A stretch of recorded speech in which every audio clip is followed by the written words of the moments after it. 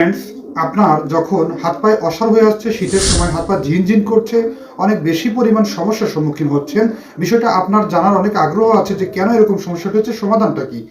আপনার এরকম সমস্যা নিয়ে আপনি যখন দুশ্চিন্তায় আছেন, মাত্র 7 দিনের ভিতরে আপনার সমাধানটি হয়ে যাবে আজকের গুরুত্বপূর্ণ ভিডিওটি যদি সম্পূর্ণরূপে দেখেন।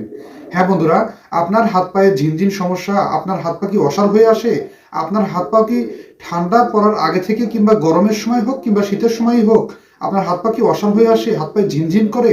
আপনি জানেন কি এই সমস্যাটার প্রধান কারণটা কি? এই সমস্যার প্রধান কারণ হচ্ছে আপনার দেহে অক্সিজেন সরবরাহ সঠিকভাবে কমে যাওয়া, রক্ত সঞ্চালন প্রক্রিয়া ব্যাহত হওয়া, রক্ত সঞ্চালন প্রক্রিয়া স্বাভাবিক না থাকা। এর প্রধান কারণ হচ্ছে ভিটামিন B12 এর ঘাটতি।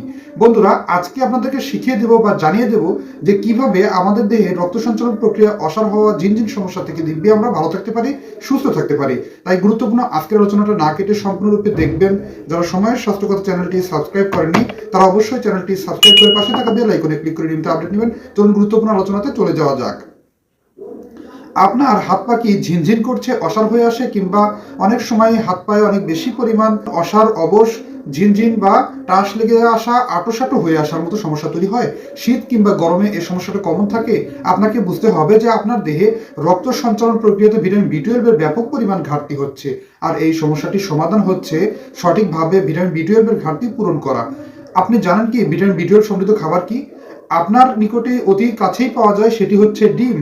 আপনি যখন আপনার দৈনিক খাবারের নাস্তার সাথে সকালে একটি ডিম এবং রাত্রিতে একটি ডিম গ্রহণ করতে পারেন, আপনার দেহে ভিটামিন B12 এর চাহিদা মেটে, এবং এর মাধ্যমে কিন্তু আপনার দেহে অবশ সমস্যা হওয়া, ঝিনঝিন করা, অসাড় হয়ে আসা, কালকাল করা, অত্যন্ত পরিমাণ অবশ হওয়ার মতো সমস্যাটি কেটে গিয়ে আপনি দিব্যি সুস্থ থাকতে পারেন। আপনার দেহে রক্তের ভিতরে অক্সিজেন সরবরাহ পরিমাণ বেড়ে যাবে, যা আপনার দেহের ঝিনঝিন সমস্যাকে কাটিয়ে দিব্যি সুস্থ হতে সাহায্য করে। হ্যাঁ বন্ধুরা, তাই আপনি আর দেরি না করে শীতের সময় আপনার এই অবশ হওয়া, অসাড় হওয়া রোগকে আরাম করতে যে খাবারটি গ্রহণ করতে পারেন, তার নাম্বারের তালিকায় 1 নম্বরে রাখতে পারেন ডিমকে। দ্বিতীয় নম্বর যে খাবারটি, ভিটামিন B12 সমৃদ্ধ খাবার হচ্ছে দুধ ও দুগ্ধজাত খাবার। সেটি হতে পারে ঘি, মাখন, পনির, দই, যে কোনো একটি খাবার হলেই হবে। কিন্তু আপনি যদি ঘি কিংবা দুধ যদি গরম করেও খান, তাতেও ভিটামিন B12 এর চাহিদা মেটে। দৈনিক আপনি শীতের সময়ে অসাড় হওয়া, অবশ হওয়াকে, এ ধরনের রোগ থেকে রুখে দিয়ে নিজেকে সুস্থ রাখতে 1 গ্লাস পরিমাণ দুধ আপনি সকালে বাসি পেটে গ্রহণ করতে পারেন কিংবা রাত্রিতে ঘুমানোর পূর্বে। এটি আপনার দেহের ভিটামিন B12 এর চাহিদা মেটায়, এবং আপনার দেহে রক্ত তৈরি করতে ভিটামিন B12 অনেক গুরুত্বপূর্ণ, এবং এর চাহিদা মিটিয়ে আপনাকে ঝিনঝিন হওয়া, অসাড় হওয়া, অস্বস্তিতে থাকা রোগ থেকে দিব্যি আরাম দেয়। তাই আপনি আর দেরি না করে দৈনিক আপনি আপনার খাদ্য তালিকায় দুধ ও ডিম যোগ করে ভিটামিন B12 এর চাহিদা মেটান, এবং অতি দ্রুত আপনি কিন্তু সুস্থ, সুন্দর, প্রাণবন্ত জীবনের অধিকারী হন।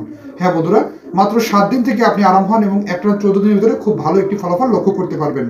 বন্ধুরা, আজকের এই দুটি খাবারের চ্যালেঞ্জ আপনি গ্রহণ করছেন তো, এবং আপনি সুস্থ হতে প্রস্তুত হচ্ছেন তো, অবশ্যই কমেন্ট করে জানাবেন। অনুষ্ঠানটি যদি ভালো লাগে, লাইক, কমেন্ট, শেয়ার এবং সাবস্ক্রাইব করতে ভুলবেন না। আল্লাহ হাফেজ।